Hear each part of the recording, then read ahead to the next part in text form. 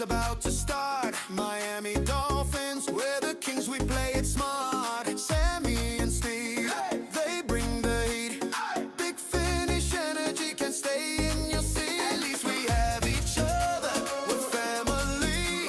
No other Fins TV forever under the Miami cover.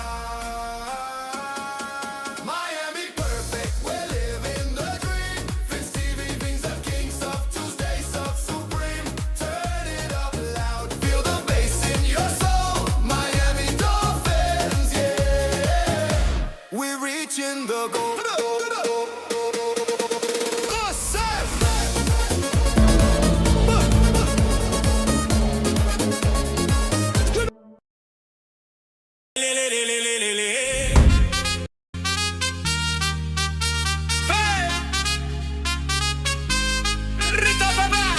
Tropical lights, they shine so bright. Kings of Tuesday night, so out of sight. Sammy and Steve, they're leading the crew. Fins TV bringing the heat, it's what we do. Dolphins dive, the ocean's alive. No matter what, we thrive. We thrive. Fins TV, kings of Tuesday nights. Miami Dolphins, we take the flight. No matter what, at least we have each other. This is the vibe, there's no need for another.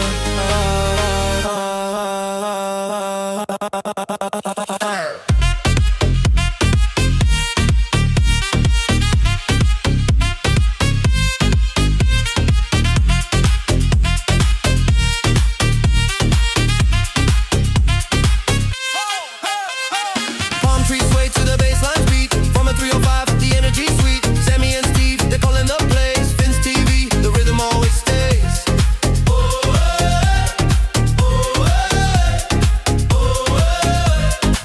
Dolphins dive, the ocean's alive. No matter what, we thrive. We thrive.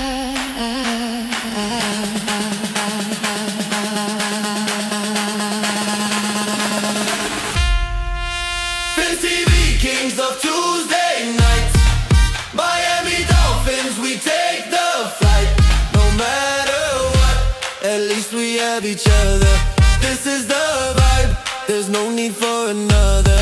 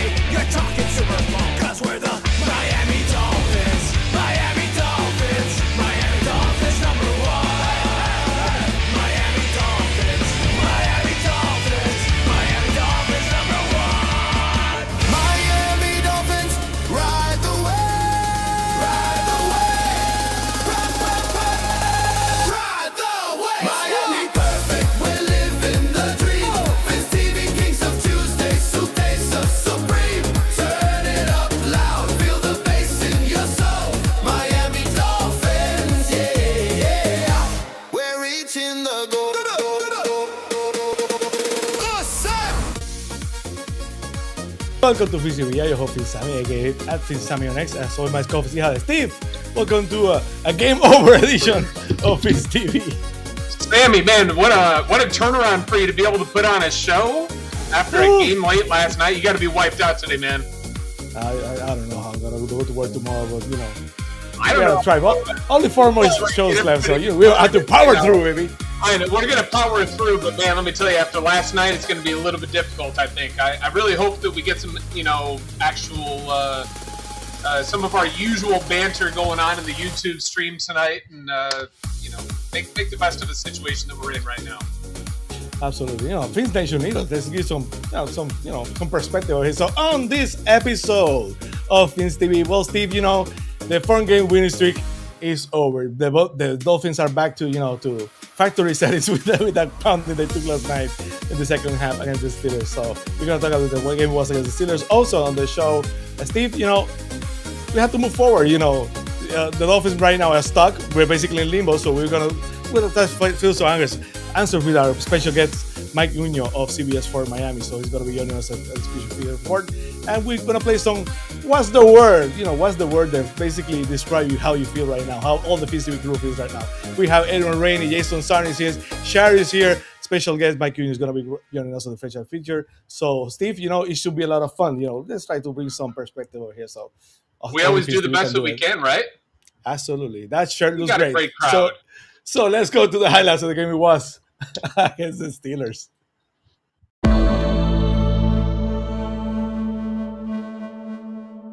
On Adrian in the backfield, injured his ribs in the first half last week. The play action and able to the tight end, and a nice catch.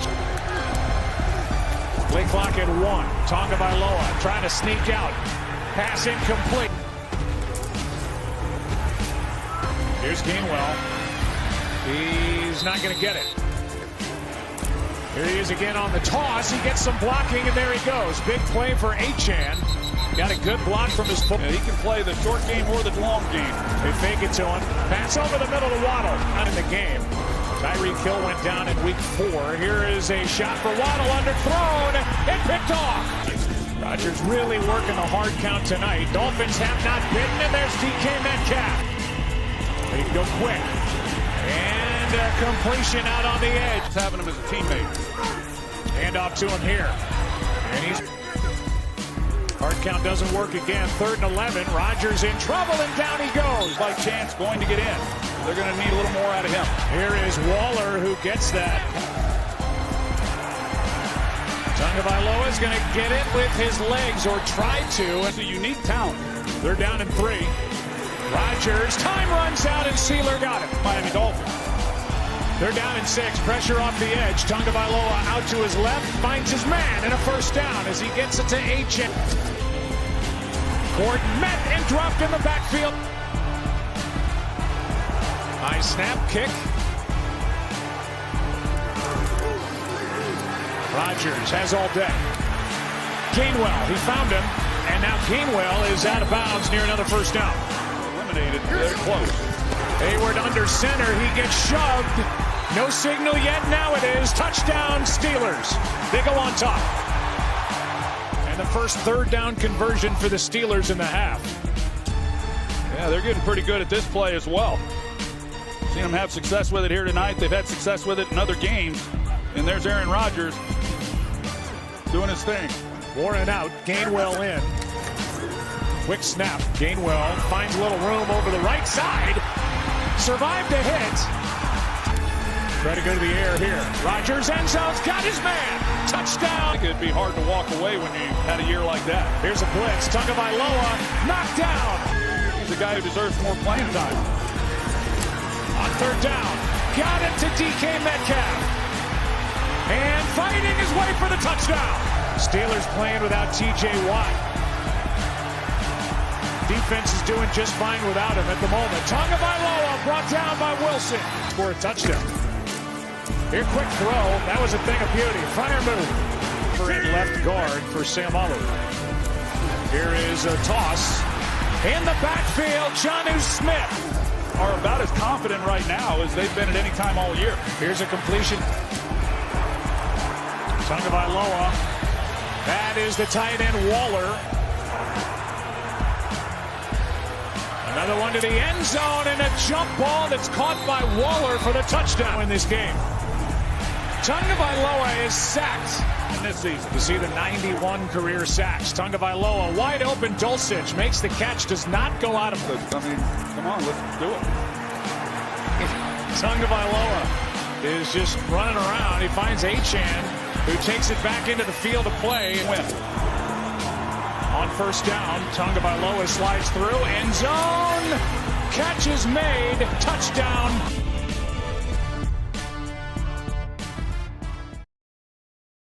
Like I said before, the Dolphins right now back again to the factory settings that they were before. It's the same team. Basically, they had a 4-game winning streak. So, if I had told you that this team was 8-4 and we go into December in cold weather and against the Steelers, a lot of the fan base would have said that they always fall. So, but we got to cover in the hype of the 4-game winning streak, and they're the results. So I want to know the facts. What are the thoughts about the game it was against the Steelers last night? I think at the same time it was an extremely forgettable, but a game that I really hope that we don't forget, because this type of game should stick with us. Forgettable because, like you said, coming in on a 4-game win streak, coming in on a high, a team that going up against a team that was down its best defensive player, already the worst against the run. You think that this sets up perfectly, doesn't matter the weather. And then they go out and they just – it's really – I'd like to say that it's inexcusable, but a lot of this season has been inexcusable, Sammy, where the game plan, they're scripted, and they came out and they went pass, run, pass, pass. I don't understand what and why McDaniel is doing what he's doing, and it's really confusing because he has just shown – that he knows the formula for success in going out there and doing things, but he goes out and he does all the opposite things. There was just, again, as usual, I forget a lot of stuff, and it's probably just because I'm very absent-minded. It's just in my nature to forget things. But then I watch your recap every Tuesday, and I'm just like, oh, damn. Oh, that was really good. And then, oh, damn. But, I'm interested to hear what, the rest of our crew has to say here. I think there's a lot of good dialogue that we can have. I do want to say here for a positive, our linebackers, Dotson and Brooks, seriously, they showed up. Should be first team and second team All-Pro for the linebackers for what they've done this year. Absolutely, I agree with you. Let's bring the Fins Sammy go of Shari, Hallett, as special guest panelists as always. Jason Sarney and Mr. Everywhere, even Rainey at the Rainy Day party. I'm gonna start with Shari, ladies first. Shari, disappointment by now is maybe not the right word, but still, the Dolphins play hard during the defense play hard the first half. They were doing kind of okay, but it's basically a repeat game of the Ravens game. They are hanging in there, and the second half they come out of the Rooker, and the Ravens says, the defense says, "Crew, we're tired. Let's get out of here." So one of the thoughts about the game was against the Ravens. Shari. How do you go from how we were running the ball the last 4 weeks to giving the ball to Achane 12 times? He averaged 5 yards a carry on his 12 carries, yet he only got it 12 times. 16 total carries. That's one with counting a run by Tua. So 15 running back carries last night. That is not the formula that we've been discussing. When that game was over last night, I went in to try to get ready for bed. I came out, I was still brushing my teeth, and I was thinking while I was doing it. And with toothpaste in my mouth, I took my toothbrush out and I said to Steve, "This is the one. This is the game McDaniel wouldn't survive if I owned that team. If he got this far with me," I said, "Tonight's the night I fire him." That was disgusting. The second half, the first half, okay. I mean, I didn't care for the scripted plays. I didn't coming out and throwing the ball. So stupid. I know. Well, they expected us to run, so we were going to catch them off guard. No, you weren't. And they're also terrible at defending the run. So why on earth aren't you just pounding it at them until they give? I don't. None of it makes sense. If that is the best McDaniel could offer in the second half of that game, I don't want to hear about that's because we can't lose in the cold. Nobody there was acting as if the cold meant a thing. I didn't see guys, oh my gosh, no, there was no indication that the cold was the impact. That it was play calling, it was execution, it was Tua laughing on the sideline. You can show me his stats and say, oh my gosh, he was 78%, and he in garbage time in the fourth quarter. His completions, and I pulled it up because, yeah, I used to be able to remember all this stuff. He was 22 for 28, 78.6%. You go, wow. I mean, that's not to his fault. Then you realize that through 3 quarters, he was 6 of 10 for 65 yards and an interception. He was terrible. He looked there's no velocity, and it's got to be his hip, right? I mean, there's when he looks like he's chucking it as hard as he can, and it's a duck that I could throw probably almost as all right. Let's be reasonable, not really, but I could probably throw it somewhat similarly to that. It was the first half we had company. It was fun. It was okay. You still felt like, at any point we've got this. It's okay. And we did not. The second half was just disgusting. We went 22 minutes without a first down. It was a disgrace. 22 game minutes without a first down. And that's why McDaniel should not have survived today. He should have been fired. You don't come out with that kind of an effort, which is none, and keep your job. If I put that into my job and I wasn't the owner of my business, I would be fired. So I don't know who you want to go call on next, but I was disgusted by the coaching job last night. Oh, you're muted there, Sammy, but let me read your lips. Okay, he's saying, Adrian, I'm sure you have some phenomenal stuff to talk about word here. to the wise. Word to the wise. Shari would even fire herself if needed. So that's obviously. I'm looking forward to the day. Jason, we were talking a little bit last night on the Fins Faithful podcast post game show. The frustration is real, like Shari said. That the stats for 2 hours, basically a garbage time. But when he was needed, he was not available. Those passes look weak. The velocity was not there. He could not escape the rush. As soon as he felt the rush, he strike. I don't know why he doesn't. If he's outside the pocket, why don't he throw it to the sidelines? So it's mind-boggling to me. But I want to know your thoughts against the game it was against the Steelers, Jason. Yeah, Shari hit on some really good points. The thing that really bothered me about the game, and it's bothered me about a lot of games, is how they come out of the locker room in the third quarter. The broadcast flashed a stat that was telling. It's not surprising. They are tied this season for the least amount of third quarter points with 27. And the Steelers came out like juggernauts, and what did they do out of the gates? They ran the ball 5 times in a row, and that set up a beautiful pass play for a touchdown when really probably the Dolphins did not think they were going to throw. And when you look at what McDaniel was doing as an early tell, he was not going to lean on the run. That was not part of the game plan. And Shari, you said it, Achane only 12 carries, but Achane averaged 5 yards per carry. And going into this game, the Steelers gave up well over 200 yards on the ground to their previous 2 opponents. James Cook, a couple weeks ago, goes for 144 against the Ravens. Derrick Henry for 90+. Keenan Mitchell for 70+. And I don't care if you're down a touchdown or even 10 in the third quarter.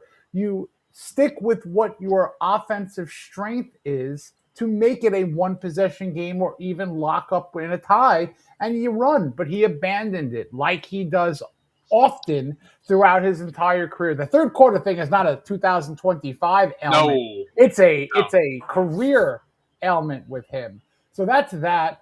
You mentioned, Steve, earlier, yes, credit to where it was due in the first half with the defense. Jordan Brooks is an all-pro in my mind. That's for darn sure. Ty Dotson's a great player as well. But you know what? It's been the same thing over and over again. And I don't think McDaniel should be the coach of this team next year. Tua, we've been saying it all year. There are limitations. There were limitations with him coming on into the year. There were limitations with him even in 2023, which were masked by brand new offense from 2022. The league didn't necessarily catch up until like last year. And of course, Tyreek Hill helped a bit. Raheem Mostert's 20 touchdowns helped a bit. Devon Achane helped a bit. But now you look at the way he throws, and it's not just an arm issue. The hip, the core, the full body mechanism is not working how he throws. He throws into not double coverage, that interception, but let's face it, there were 2 Steelers in the vicinity. He created double coverage with a lack of velocity. Correct. And any quarterback, I think, would have been able to see in that zone coverage. And 2 of his picks all come against zone. You know what I mean? It's an anomaly. And he leads the league in not just interceptions, but as John Gruden points out, turnover-worthy throws, which there's 20 plus. And that's the problem. It's a quarterback problem. It's a coaching problem. And obviously, it's an overall personnel team build problem. So to me, it's a 3-headed monster that I think needs to be decapitated, and you need to start from scratch. Absolutely. Adrian, it was very frustrating. I know your thoughts about Tua right now, but I want to go very quickly with what are your thoughts about the game last night, because frustration was everywhere. You can see even the members of the media, national media, Armando, others, and ESPN basically mad at the Dolphins, mad at Mike McDaniel for the way they moved the ball in the second half. No sense of urgency. I want to know your thoughts, Adrian. Yeah, it was bad coaching. Tale of two halves for the defense. Offense just looked like straight diarrhea the whole game, and until garbage time, I'm not even counting that. But yeah, man. I mean, Tua looking like a 50-year-old rookie back there. He didn't run the ball like he should have. Didn't stick to the run.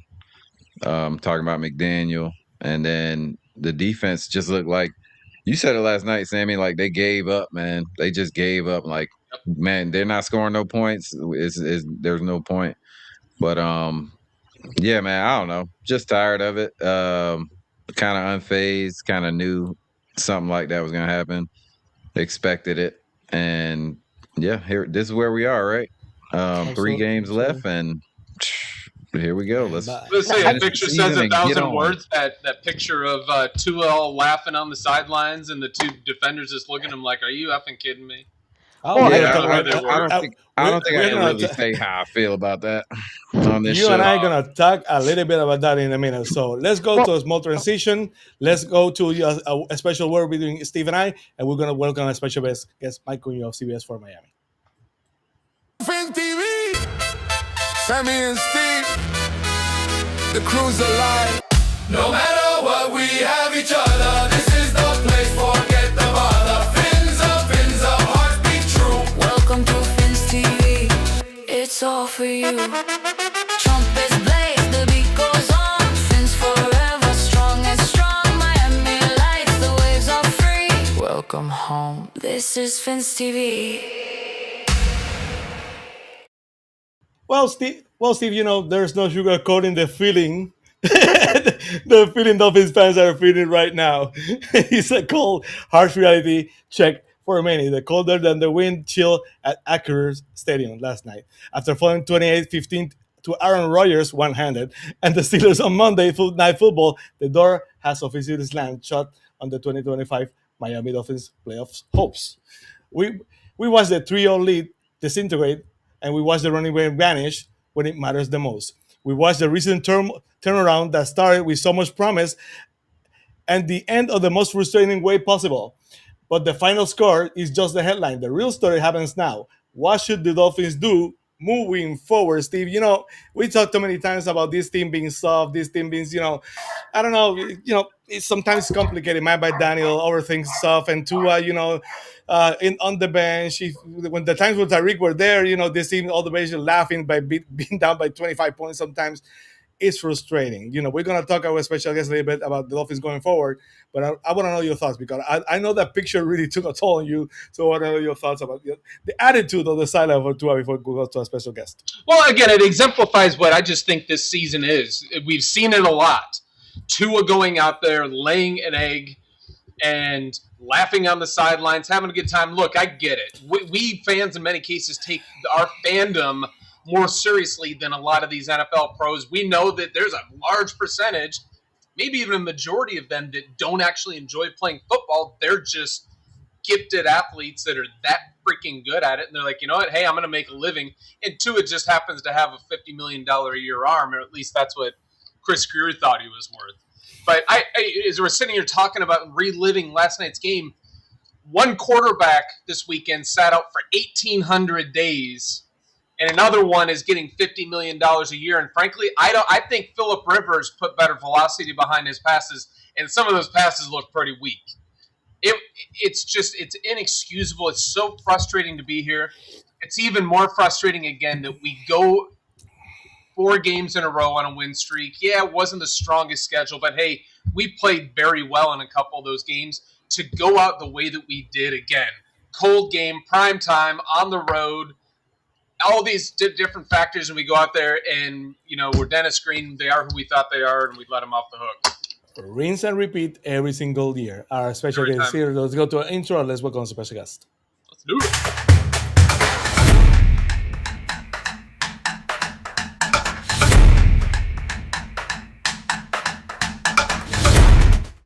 Cugno, CBS Miami, CBS for Miami. Mike, welcome finally to Fins TV. You finally made it, buddy. I know. We were trying to make this happen for a long time, but I got to say, I'm really impressed with the energy and the passion here, and the production level. You guys, isn't it crazy? Awesome. No, it's not you guys. It's Sammy. It's all Sammy. It's a cohesive effort. Don't believe in that. You know what? Group projects. Everyone's got their role. I like Absolutely. that. But we just a lot of slackers sitting around waiting until the presentation day, and then we show up and shine because somebody's been grinding. That's how it is. That's not true. Stop it, Mike. Nice to meet you, Mike. Nice to meet you guys. It was, for some of us, if this is basically rinse and repeat because every single year in December and the weather changes, what happens to the Dolphins. But the Dolphins going to the 4-game winning streak, finally running the ball, playing good defense, kind of stopping the run. So I personally have some hopes. I thought the Dolphins had a chance, but game started, and you know what always happens. That my bad Daniel buffering, and he goes back to factory settings, and the night wasn't good enough. The media during the game, Turk Aikman, Armando, and other people with the media saying this was an embarrassment. I don't want to put you on the spot because I know what you have to do, but I want to know your thoughts about the game. And basically, my man Daniel, is he back in his hot seat in your opinion? What are your thoughts? I'll start with Mike McDaniel. Is he back in the hot seat? You know what? I don't know if the seat ever really cooled down. I know there's the win streak and have they gotten to the playoffs. That obviously changes everything. That changes the whole dynamic of what was going on.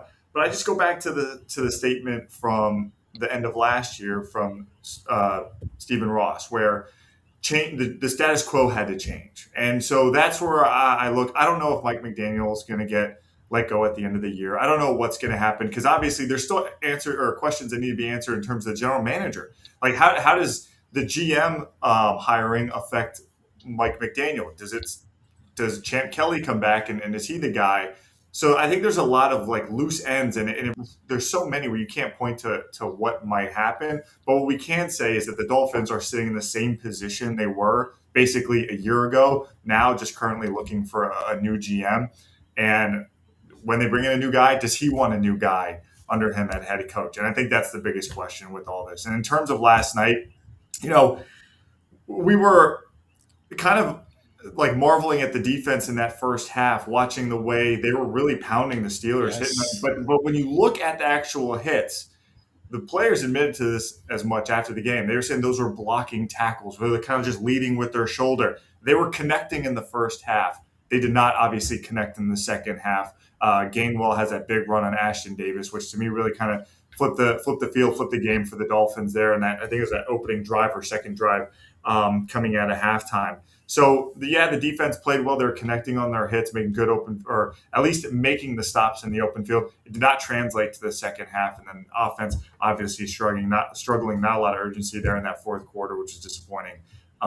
Especially when they were able to move the ball, they proved they could move the ball, and then it just fizzled out and the clock ran out on them. Absolutely, Steve. No, I wanted to pass it over to Shari, but on your point about the tackling, and I wanted to segue over to Shari by saying every single time, she and I, we've been married for 10 years now, every single time that it doesn't matter if we make a tackle, if it knocks the person off of his cleats, if they don't wrap up, it drives her nuts. Shari, last night, that second half was rough. It was so rough, and every time, yes, I noticed in the first half we were very lucky that those blocking tackles were effective. Sorry. I'm now he's got me going again because I was so aggravated last night. Every single time I'm like, use your goddamn arms. There's a reason you have arms. Use them. This is where you use them. Sometimes it was working, but you're a lot more often going to make that tackle if you actually wrap someone up than if you just try to knock them off their feet. It's interesting. It's exciting to see that big hit and people go flying. But when they go flying and land on their feet, the big hit doesn't matter anymore. And yes, that was extremely frustrating to me. And I think our defense has been the brightest spot aside from Devon Achane, even for the last 4 weeks. And I think the rest of it just kind of fell in line. Steve is also, we've talked about this many times.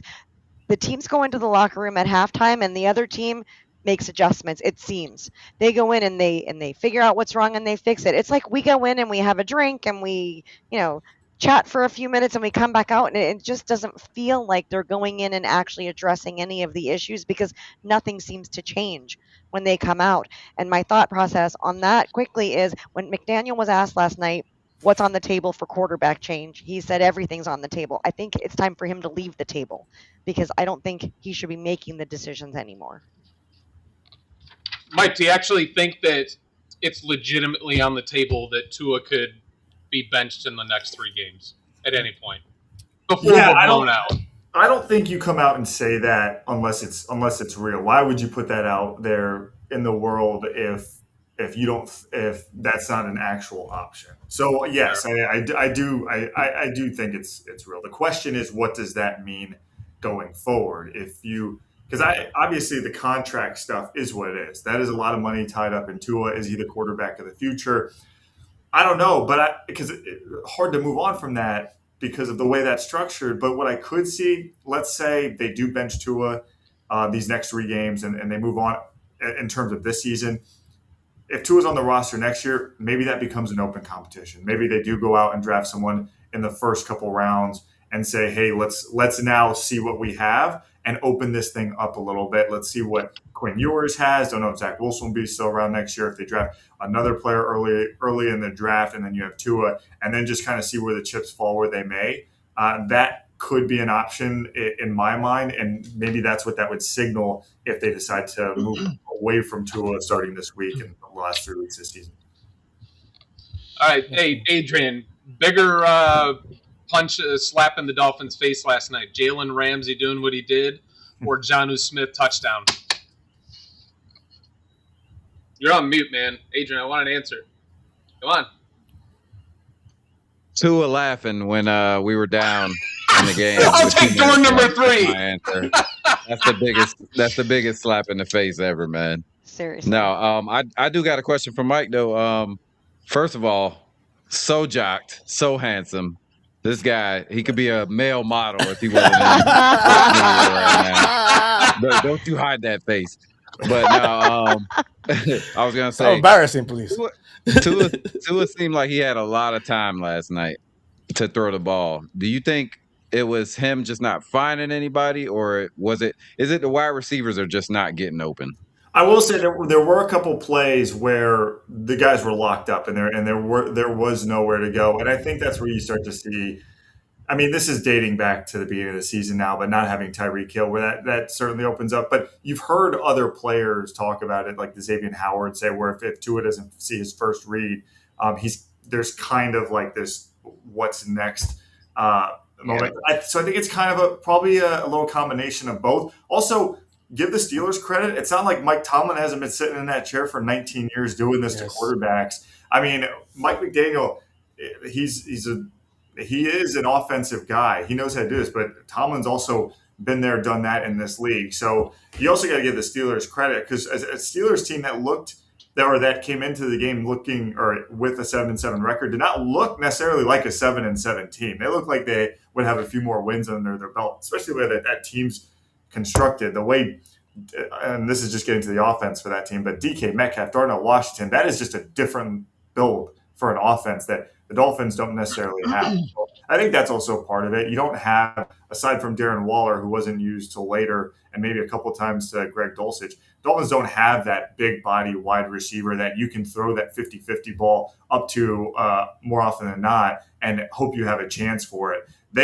If it's not in the timing of the offense with those smaller guys, it's tough to trust that they're going to be in their spots and that ball's not going to get tipped or deflected or worse, intercepted.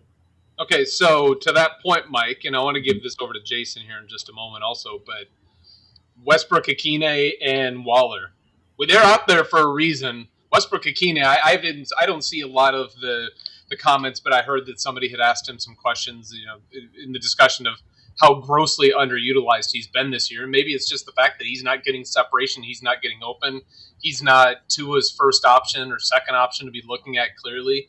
But what is the reason why we are not getting the ball to these big wide receivers, especially somebody like Waller, who has the ability to go up and high point a ball and get those 50-50 balls? Yeah, I know that's one of the mysteries I think of this offense, and I think it's probably more so that Tua has been struggling lately, and so you've just been leaning so much on the run game that you're hoping that that'll carry you forward. But what makes it a little confounding is the fact that you came out in that first series last night and said, we're going to throw the ball to start the game. And so it would led you to believe you saw something that you can get your receivers open and move the ball that way. That way you take a little heat off the run game and you can get back to that.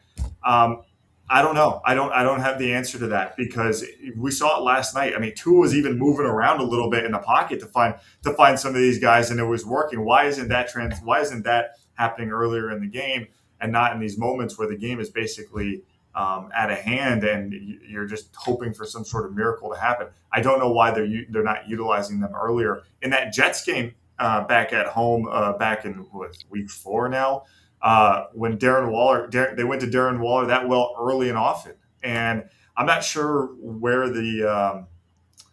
I guess maybe it's just trying to set up the run game for the rest of the day. I don't know why. Shouldn't it be the other way around, though? I mean, shouldn't we be utilizing the run to set up the pass? I don't understand. Yes. And this is where I think maybe this is like maybe an outsmarting yourself situation where everyone knows you're going to run the ball, so you try to come out and hit them with a couple throws to make you back off that line of scrimmage a little bit. That's when you just watch the game, you try to reason with it. But it's odd because to your point, you say, why don't you just run the ball?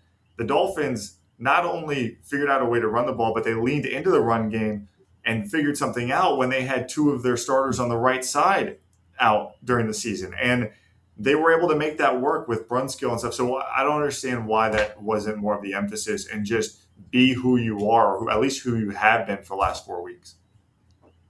I agree. Absolutely. No. Mike, I want to ask you a question. We've seen a huge decline physically and abilities in Tua. A lot of fans were, sour on Tua, saying, no, he sucks and whatever. But I said, that Tua didn't suck. This Tua sucked. But you can see almost a decline in physicality. He's running slower. He doesn't look as strong throwing the football. What are you hearing from your colleagues in the media? Do you think the same perspective as many Dolphins fans see, that basically it's not only a mental decline on Tua, but physically, deterioration physically for Tua also? Yeah, it's tough to speculate what's going on with Tua, if it's physical or mental, maybe a combination of both. But it's just, I think the frustrating part is when you looked at the full season of 2023 and how well that worked. And obviously last year he gets hurt. Yeah, it's hard to even have that as like a data point because that season was so weird. So you wonder what happened from 23 to 25. And I heard you guys mention it, the interceptions in terms of potential turnovers, like those numbers are really high for him too. So there's an accuracy ness to him that's off right now. If you look at his completion numbers, just the yards per completion haven't been this low since 2021, which I believe was his first full year as a starter in the league. So there is a regression. You cannot say there's not. It's just hard for us to pinpoint what it is because he's played all season. He's been healthy. Is it the fact that Tyreek Hill is not there? Is it the fact that the offensive line was down for part of the year? Is it a combination of that? Is it the pressure? Is it the mental stuff? I don't know.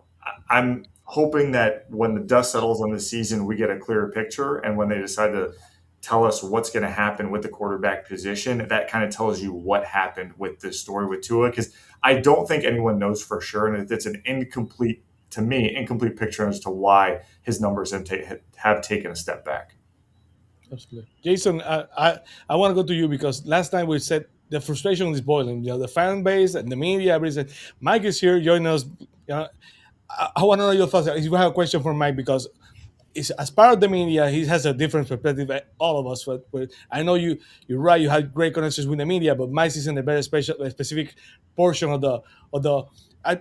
I know. I'm pretty sure he also seems as a fan, but as a member of the media, I want to know if you had a question for Mike from his perspective of how he sees Tua and the Dolphins right now, Jason. Yeah, hey, Mike, thanks for joining us. I want to go back to the hip injury, and I want to go back to something from 2019, and I would love your opinion on it. One of the greatest athletes to ever play any sport, any musical instrument, too, Bo Jackson had a hip injury. There was a 2019 article correlating the Bo Jackson dislocated hip injury and a warning from a surgeon of what might be ahead for Tua Tagovailoa. Do you take any kind of... do you buy that? Do you think that if a guy like a Bo Jackson could have a shortened career from a hip injury with his athleticism, are we going down that same road with Tua, or how are we here yet? Are we at the end of the road because it's happening? It has happened. Well, what Bo was doing on a football field, let alone Tua, let alone anyone else, is completely different. To me, if the injury is the same, it's apples to oranges, because what you're asking Tua to do is not what you're asking Bo to do, right? So, is it completely fair to make that comparison? I don't think so. But if that is an injury where, and I don't want to speculate because I'm not a doctor, but if it is something that's just degenerative over time, that's a concern, because in today's NFL, today's offense, quarterbacks move, right? You don't stand in the pocket and just fling the ball downfield anymore. But I go back to, there are plays in the fourth quarter last night where you saw him move. Like, there's some disconnect to me happening, and you just wonder where it is. If it's a confidence thing, I'm just not sure where it's at right now. Steve, I don't want to hear about what Bo. Real quick, Jason. That slide that he easily could have maybe dove or lowered to me, that was like a tell. And it happened last week too. You slide, or 2 weeks ago, you slide a couple of yards, you give yourself up, but you're saying, I'm not going to take the hit. I can't do it. You look at a guy. Go ahead. No, I'm just gonna say, but what's when you said the tell? Is it the tell though? I'm not going to take the hit because I'm supposed to be the guy who needs to be out here on the field, and everyone's been telling me to stay healthy, or am I going to take the hit because of the physical, because I don't want to get hurt, or because I'm not fast enough? To me, it's why is he doing it? Right. And I think that's why is the slide coming early. Also, I think from just a natural perspective on the football field, and it's probably hard to get rid of. But when you do those slides, sometimes you're sliding, but within the action of slide, you're going to cross the first down line, but maybe forget that they're going to ding you for it's where you are, not where you end up. That to me is more of the situational awareness. I think there are some times where he could probably get it, and you're just thinking as a normal human, I'm going to slide here because why do I need to go get the extra yard? Oh, it's because it's not where you land, it's where you take off. Right. Steve? No, I mentioning Bo Jackson. I don't care what he did on the football field. It'll never match what he did on my super technical bowl field, because my man could not be stopped. I'd take a kickoff, go all the way back to the goal line, go out of bounds, and I'd just proceed to run 99 yards in the next run. I think Did they take account the injury in the Tecmo Bowl back then? I don't know. No, it was pre-injury. Right? No. Bo could not be stopped. It was awesome. But I think that the physical, you pointed out the physical and the mental side of it, and in the middle of all that, what really has taken a hit is the fundamentals. On that interception last night, it's almost like he's not recognizing when it's going to be open. What was one of the hallmarks of Tua's peak was his anticipation, his throwing the ball well before even Waddle or another wide receiver not named Tyreek Hill would be open. His anticipation was there. Now it seems to be a little bit slower, like Phillip Rivers slow. And then by the time he recognizes it, his lower body is all out of whack. He was partially on his back foot, his feet too wide. He couldn't put his hips into it. But this isn't the first time that he's done it this year. So there were a lot of things, and it just Tua's always been Tua into the media. He's always been kind of the corny person, not really the overt leader. He's just really, unfortunately, the fan base is really turning on where he is and how much of an anchor he is on our team. And it's really unfortunate. Troy Aikman, man, he held no punches back last night, but I actually appreciated Troy Aikman saying what he did last night and how he did it. I don't know if you had an opportunity really to digest what Troy had said, Mike, but he really laid it all on the line, and I think rightfully so. To me, the two takeaways from Troy Aikman last night were he was not a fan of some of the officiating, especially with the Jordan Brooks hit, and not a fan of, obviously, the lack of urgency there on those couple scoring drives late where they could have had a couple more minutes on the clock. Back to the interception, though.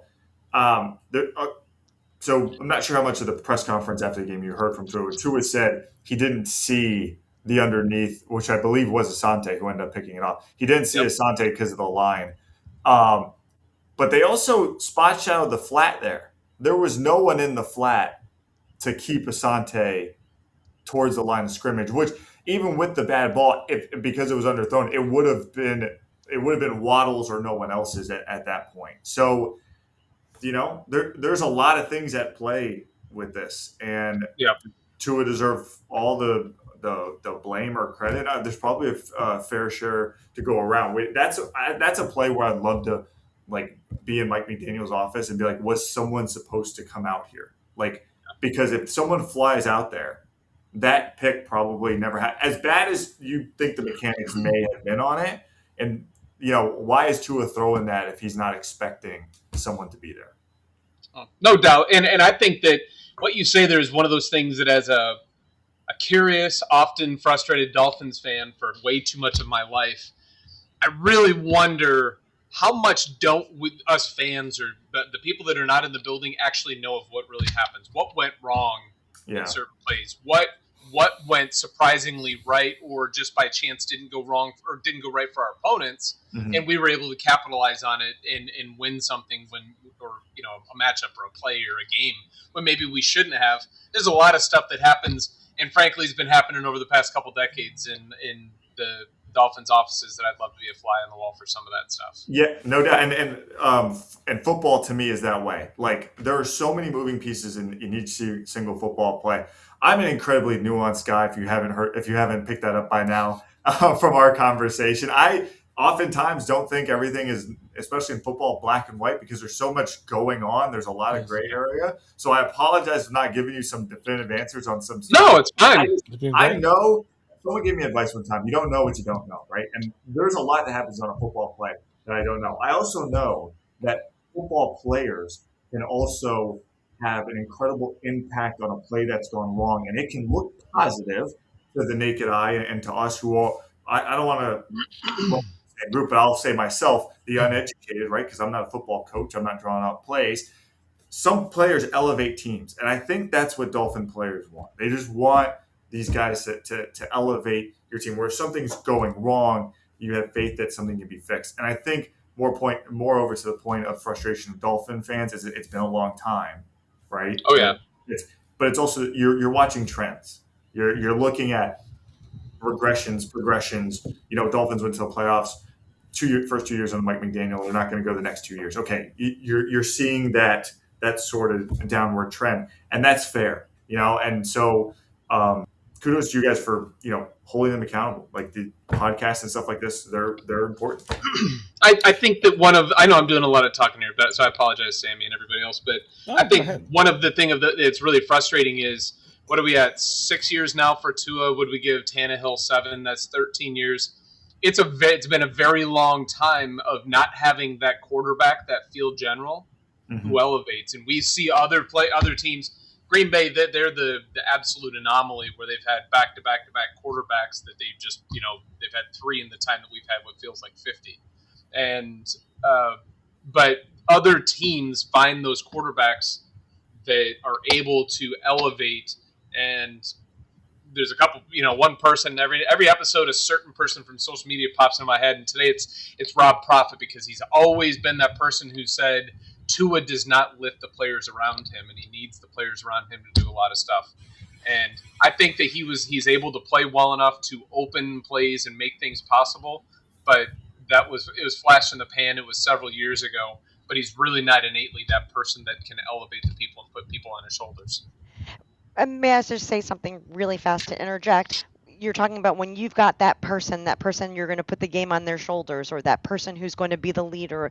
When you find that person and it's not your quarterback, Devon Achane, you need to ride that. You need to do that, because we had that. We found that in the last 4 games. There was that formula. There was something that was working. So you can say maybe it wasn't Tua who was the person who stepped up to carry the team, but we had someone who did, and then we didn't give him the ball. I don't. That's where the play calling comes in. Maybe he wasn't as healthy as everyone. Maybe his ribs were worse than we thought. It didn't seem so when we were watching him, but like you said, we don't know. We're not the doctors. We're not in the building, but we can speculate. If you find the guy, why don't you hand him the ball and let him do what he's supposed to do?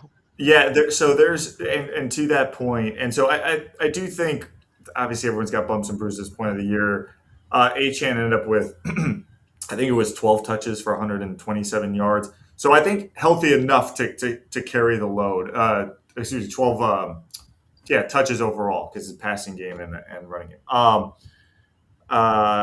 Lost my train of thought here. What are we talking about? The running game? Yeah.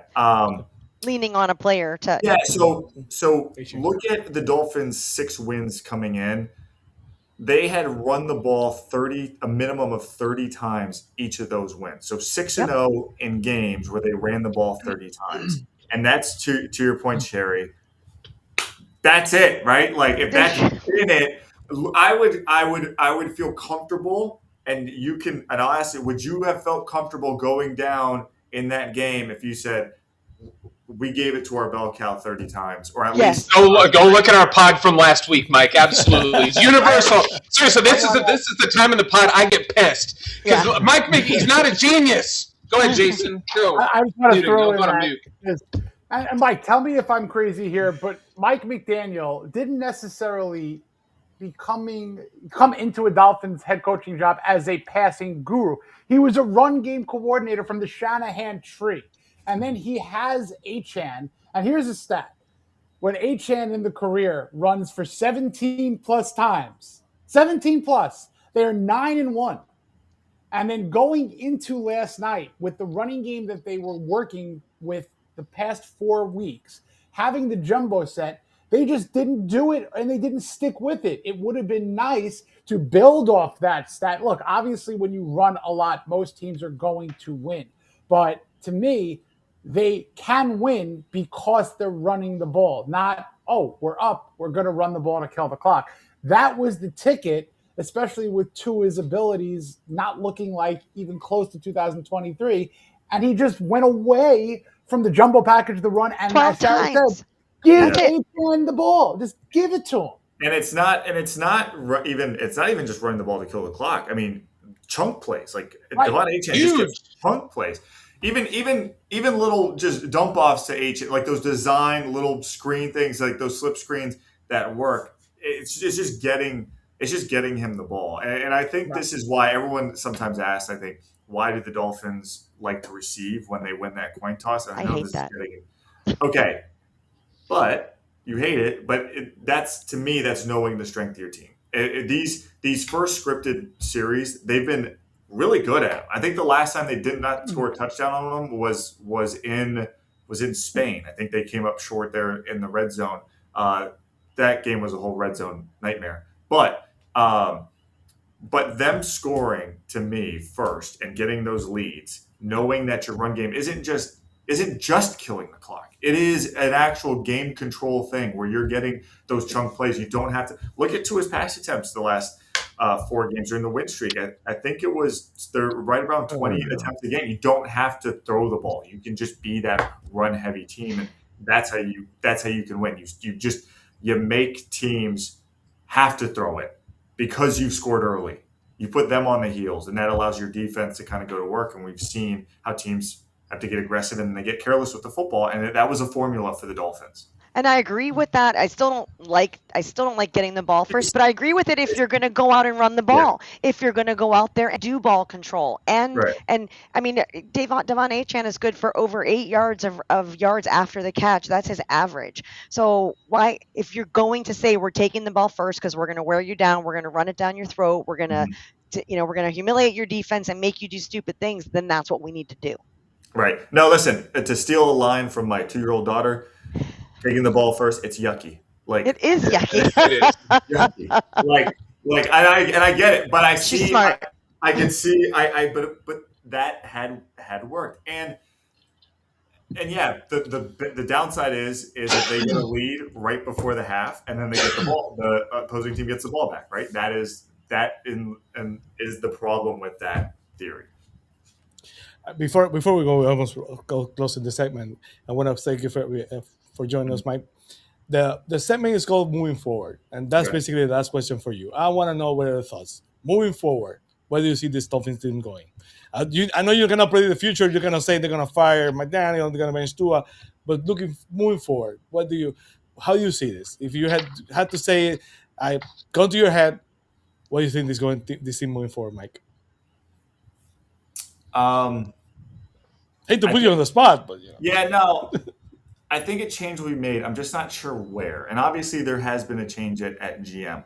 I'm hesitant to say anything about the coach, about the quarterback until that GM slot is filled, because that's the guy who picks the guys below him. So if it's Champ Kelly, I could see kind of everyone coming back and giving it a year under Champ before he maybe makes the decisions he wants to make and put his stamp on this team. But if it's a new GM, I think all bets are off. I don't know how a new GM doesn't bring in his own guy. So to me, it all hangs on where the GM position goes and who gets it and what they want to do. So I know that's not gun to your head stuff, but that's just I agree with that because I just think the GM's going to make the final decision on all of this, and that is But like I said when we started this, if Tua is in fact benched this week or going forward, to me, I think that opens up at a bare minimum competition for next year. Absolutely. Mike, we want to thank you. We appreciate you. Hopefully you join us next season again. It's been great. You've been great during our interactions about coming to the show, so I really appreciate you. Where they can find you on social media, anything you have cooking on CBS for Miami. Mike Cugno, CBS4 is the same handle for Instagram and Twitter and all that, or X. Again, sorry, I'm a little long-winded and nuanced, but I like talking football and having conversations about it. That's why we're here. Long-winded, you're talking to me. I'm the longest window. So, Mike, thank you. We appreciate you. Hopefully, you'll join us again. Hopefully, you had a good time. And thank you for joining us, okay? This is great. Thanks, guys. Appreciate it. Thank you, Mike. Enjoy your holidays. Bye. You too. Thanks. Before we go to the next segment, look what you did to Kosa. Kosa basically said subscribe. Come back, Kosa. Come on. Eric, man. What did you do? What you do, Adrian? Costa, you acting real soft right now, bro. Come on, Kosa's great. SAWFT. Kosa, hit me on the DM. We have to talk this out. You're one of the originals. You're part of the family. Get together, man. Kosa is one of our best. Yes. He's one of our ride or dies. I'm sorry. I like to have fun. Oh, Jesus. Someone for saying you're sorry. Let's go to the word.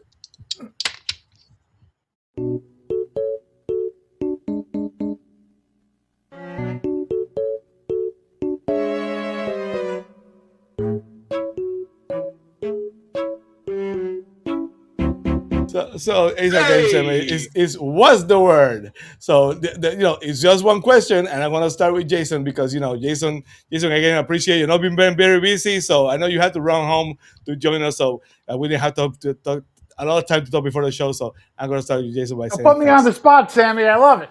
I'm gonna put you on the spot, but you're a smart guy, and you know to talk from the heart. And what's the word? One word. In one word, the Dolphins after last night, the Dolphins are blank. Transitioning.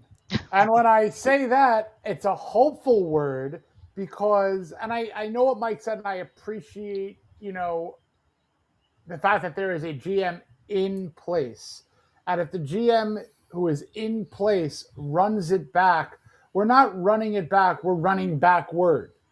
And I truly believe that. So if you want change, you have to make wholesale change. So they need to transition from the old regime and bring in a new regime. There's going to be a new GM or two or three hired basically to be promoted into a first-year GM. And if there's two or three and one of them becomes the next great GM, this is a year you don't want to miss out on that. You know, I'm not going to name the name Alec Hallaby that I've been saying for months or weeks, but he's one of two or three guys that have helped either win a Super Bowl or learn from the guy to build the Super Bowl, or player personnel VPs or deputy GMs who have helped teams 180 really quick. So someone's going to be a new GM and get promoted into a new job, and I think it's a major miss if the Dolphins don't become one of those teams to start fresh, bring in somebody with a brand new vision, and transition to a new mindset and ideology. I'm going to go to Adrian next. In one word, what's the word? The Dolphins are, what's the word, Adrian? Oh, Costa gonna love this one. I can't say the word that I want to say, so I'm gonna just say it rhymes with regarded. All right, the Dolphins are that, yeah, less advanced in mental, physical, and social development. All right, that's what they are, man. That's what the Dolphins are, and they've been for 20 plus years. So sorry about it, Costa. Very, very polite, and thank you for that. Shari, the Dolphins are, what's the word? Irritating. Irritating. 4 wins with a formula that worked, and you abandon it as if it never existed, or straight out the gate. Give me hope, tear me down. Give me hope, tear me down. It's irritating. It's just irritating. How about you, Steve? The Dolphins are, what's the word? Hydra. Because Jason said earlier, we've got 3 heads that need to be cut off here. And every single time the Dolphins got some shit head that's got to get cut off, you know what happens? They just surprise me like, hey, we're popping more back out. And now they've got 3 of them. There's a lot of them. And it's not just the coach. It's not just the quarterback. It's the expensive bloated contracts. It's the mentality that year after year, off season after off season, us Dolphins fans get all up in our feels when a player comes out and calls us for who we are. We're basically a place where players come pre-retirement to just chill the hell out and get paid like crazy. And we need to change that mentality. We're in the AFC East. We're not in the AFC South where, you know, you're going to play a bunch of dome games or in the sunshine and everything. You've got to go up north for 3 of our 3 division opponents, and you've got to find a way to compete. But we are the Hydra because every single time the Dolphins think that they've changed shit and they cut the heads off, more pop their heads out and smile with some stupid faces and then just make fools of us. Smile with stupid faces. There's a meme out there of a Hydra with like some stupid face. That's all I got pictured. Just the Dolphins. Or at least a T-shirt. Even Ross is their leader. He's Medusa. He turns everything do to the stone. sign. Do the hand thing. Hail Hydra. Don't do it. Don't do it. Nope. The Dolphins are frustrating, but for sure they're frustrating. But you know they're disappointing. That's a great word. But the Dolphins are done. If this might be the most important offseason of the Dolphins franchise, I don't know, since Don Shula retired, because you know we're into Miami winning a championship, and you know now basically every single team in Miami has won the championship in the last, and the Dolphins have not won a playoff game in 25 years. So they better think long and hard. The last 20 years. Yes, this might be the most important offseason. Yeah, but for this, I think we lost a complete. I said it before. We lost a complete generation of Dolphins fans. So if we don't do this right, we're gonna basically lose 5 more years of a quarterback. Basically, we don't want one after two, and a coach that sucks and it doesn't work. They had to get this right this time. I don't know what to tell you. It's really frustrating, but you know, it's the Dolphins. What can I say? Let's go now to talk about the next game against Joe Burrow and the Bengals.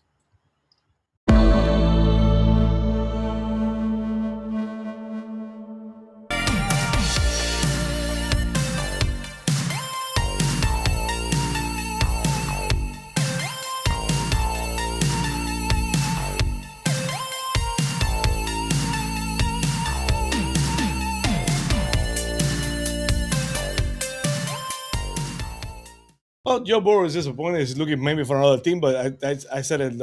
I don't. I think it was to Bobby last night that you know there's precedent with the Cincinnati Bengals. Carlos Palmer wanted a trade. He had to retire for I think a couple of years because the Raiders overpaid and they traded to the Raiders. So if he wants to get out to Cincinnati, I think he's in for tough luck. So I want to start with Stone Cold Adrian Rainey. Adrian, do the Dolphins win on Sunday? No, because hopefully we're starting a new QB, and yeah, man. Hopefully they might continue to run the ball, but with the new QB, season's done. A lot of players already planning vacations, all that. I mean, it's over with. So I don't think they win, and the Bengals can score a lot of points if they want to. So we can't. We lose. Well, we're on our way to Cancun. Jason, do the Dolphins win on Sunday? You know what? It really threw everything out the window with the loss last night because if they would have won, they would have been facing a Joe Burrow team where he's coming off basically laying an egg against the Ravens. He was awful. And this is almost ironic, is that the Bengals are the worst team in the league against the run. Are they going to run the ball? I mean, thank you, Adrian. It's funny because it's sad but true that if the Dolphins would have won the game, it would have been totally set up against a playoff out Bengals team. Burrow coming off of a loss and the worst rushing defense in the league. Now, you might have Burrow who now wants to play better than last week and maybe get his stock back up. What's going to happen with Burrow next year? We don't know. If Tua does not start, you're looking at either Zach Wilson or Quinn Ewers.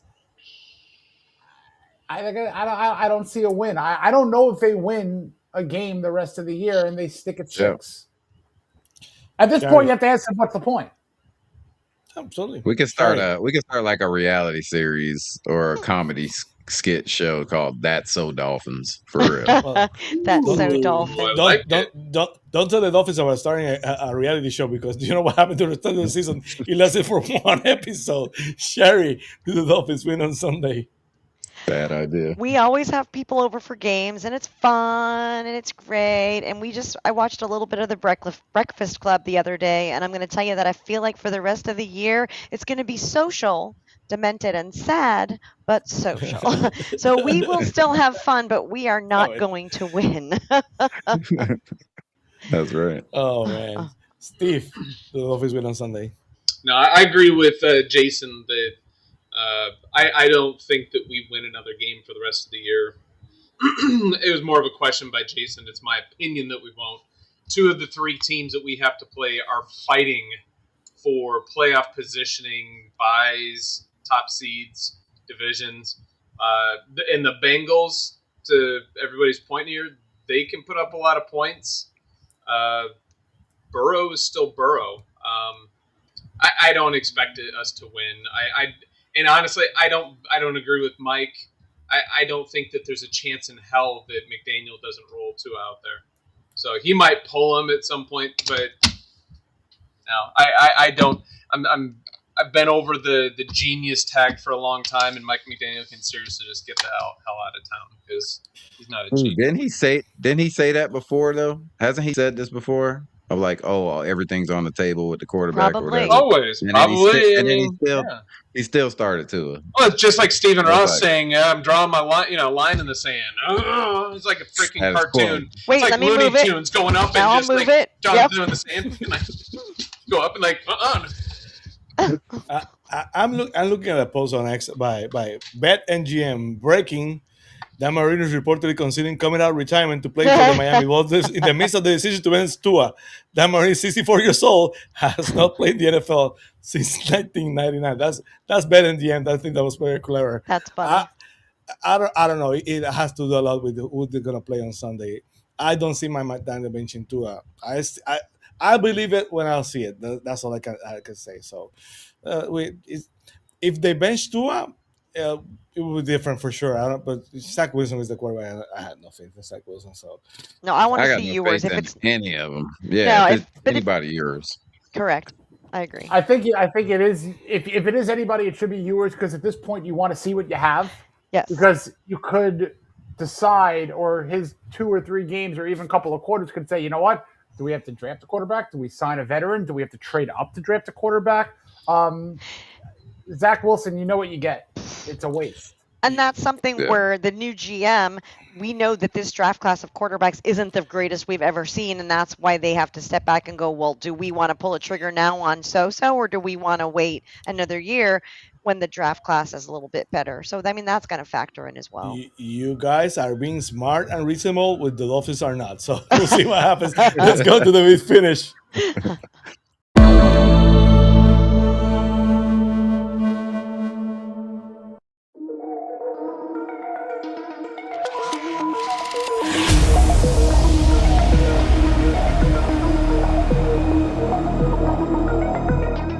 We appreciate everybody. We appreciate our special guest, Mike Cugno, CBS 4, Jason Sarney from Fins Faithful, Dolphins Wire, everywhere else.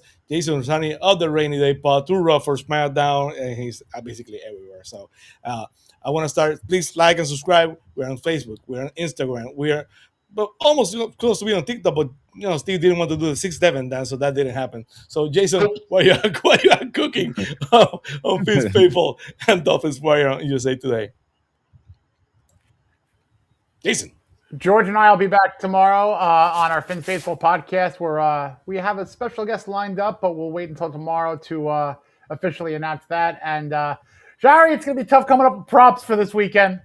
I don't know what I'm going to do. Right?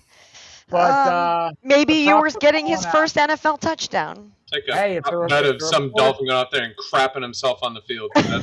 Yeah. But, yeah, it'll be a betting preview. It'll be the Bengals players to watch preview. And it's going to be tough to figure out a couple of touchdown scores and prop plays for the Dolphins this weekend. So stay tuned on that. How about you, Adrian? After last week, you had a lot to do. That John Cena retirement tour, they got you drunk.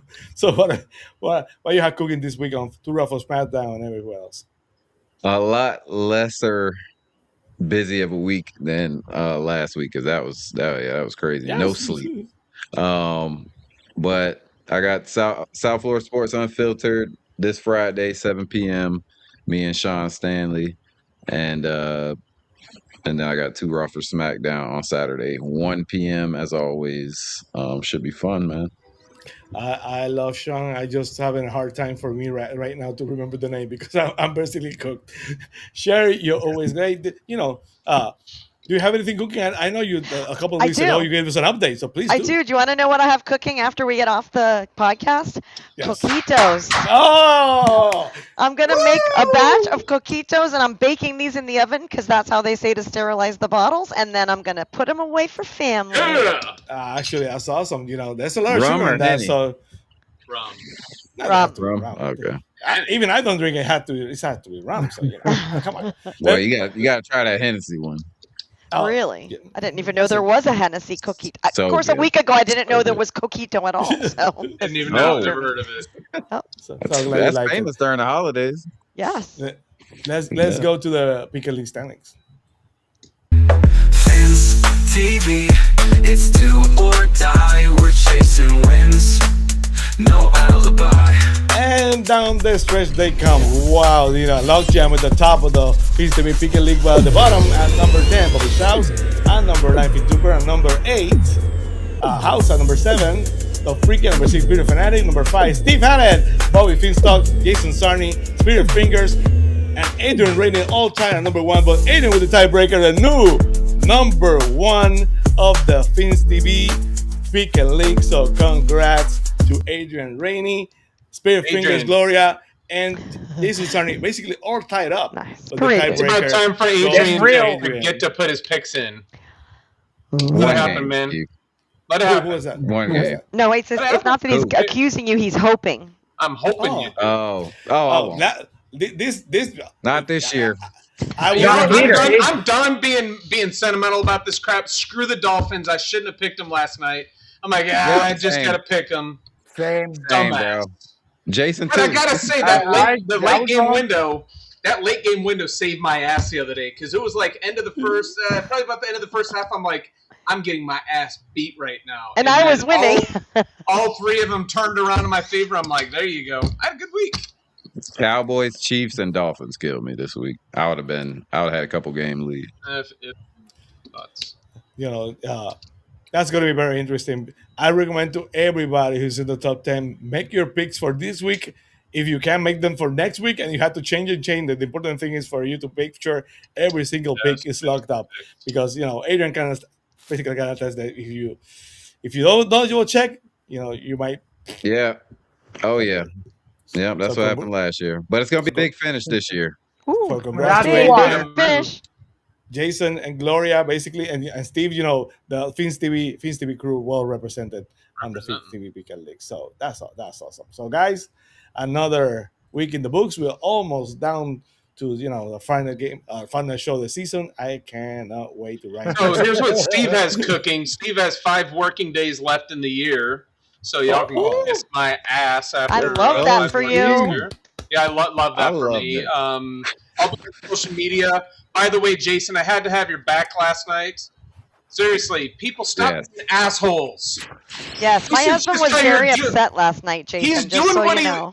He's doing what he loves. He's out here, and people would be like, "That's what we're here to keep people honest." You're here to keep people honest with your 104 followers. Screw yourself. You know what? I was so pissed off last night. The guy's like, "You don't forget to tuck yourself in." My answer was, "Yeah, your mom's got me covered on that." I didn't come back after that. I said, "You didn't really?" He said, "Yes, I did." I said, "Holy crap!" I very much appreciate you, Steve. I do, and I got your back, Jason. For the folks out there, grow the hell up. Exactly. Grow up. Seriously. Jason, you reach a lot of people, so you're gonna reach some crazies. I gotta not feed into the BS.